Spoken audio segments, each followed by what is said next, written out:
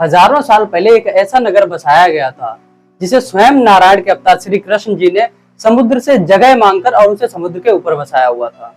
और फिर उसके कई सालों बाद वही समुद्र उस नगर को अपने अंदर डुबा देता है।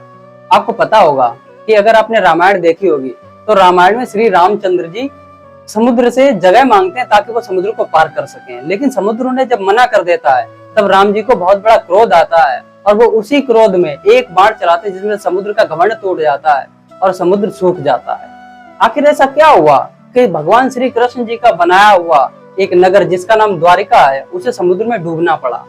आखिर किस वजह से इस द्वारिका को समुद्र में डूबना पड़ा? क्या है इसकी पूरी सच्चाई आज की इस वाली वीडियो में मैं आपको बताने वाला हूँ। अगर वीडियो आपको थोड़ी सी भी इंटरेस्ट लगे या इन्फॉर्मेटिव लगे तो उसे लाइक कर देना। चैनल पर नए हो तो चैनल को इसलिए सब्सक्राइब कर लेना क्योंकि दुनिया से जुड़े हुए कई रहस्यों के बारे में वीडियोस बनाता हूँ। आई होप आपको इन सारी वीडियोस में मजा बहुत आएगा क्योंकि इन सबकी मिस्ट्री मैं अपने चैनल पे लाता रहूंगा।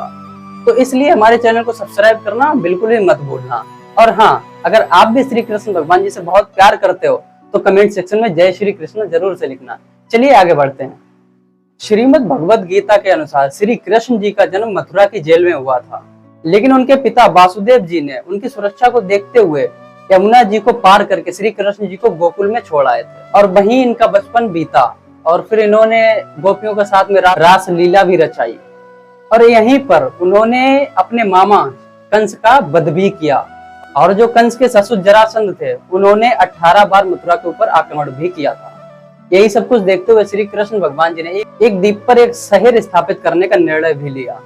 अगर हम अपने पुराने ग्रंथों के माने तो श्री कृष्ण भगवान जी ने समुद्र से आग्रह करके उससे जमीन ली और उसी जमीन पर द्वारका बसाने का निर्णय किया ताकि जो मथुरा वासी हैं वो उस पर आकर के वास कर सकें और मथुरा पर जो जरासंध आक्रमण करता था उस वजह से इनको बचा सकें। जब श्री कृष्ण भगवान जी ने समुद्र से जगह मांगी द्वारका को बसाने के लिए तो उन्होंने रातों रात विश्वकर्मा जी को यह आदेश दिया कि यहाँ पर एक अच्छा सा नगर बनाइए।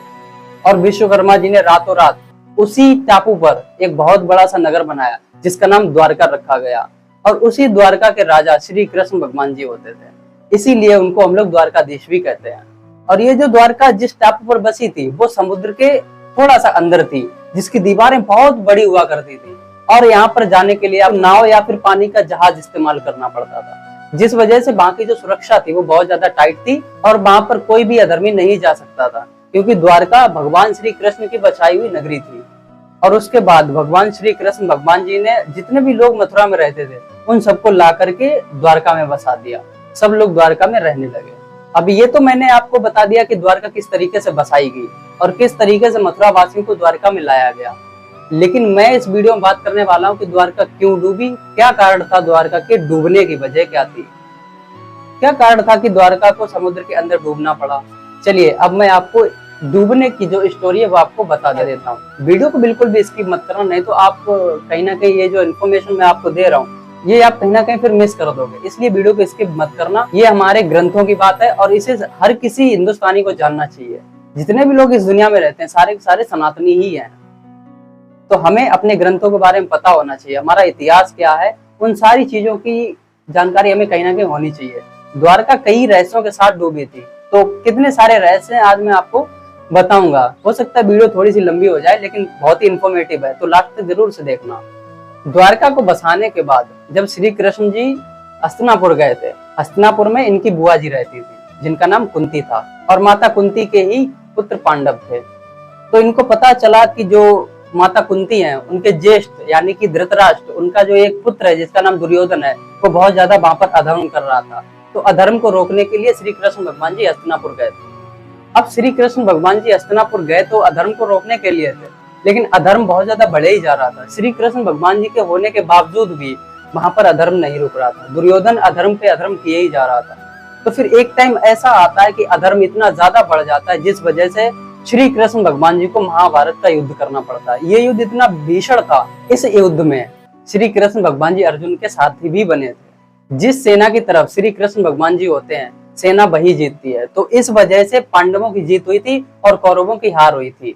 तो जब महाभारत का युद्ध समाप्त हुआ था उस समय क्या था कि जो युधिष्ठिर थे, पांडवों में जो सबसे बड़े भाई थे उनका नाम युधिष्ठिर था।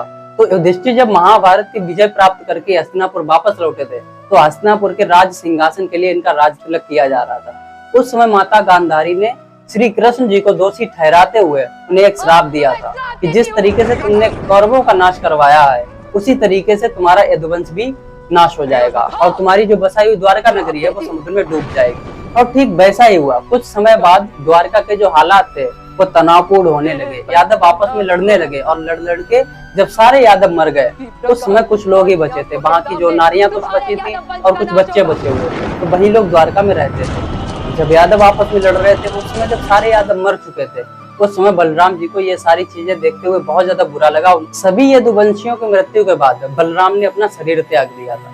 जब ये सूचना श्री कृष्ण भगवान जी को मिली कि बलराम ने अपना शरीर त्याग दिया है, तो श्री कृष्ण भगवान जी उदास होकर के जंगल की ओर चले गए और श्री कृष्ण भगवान जी एक पेड़ के नीचे जाकर के बैठ गए और वहां पर सोचने लगे।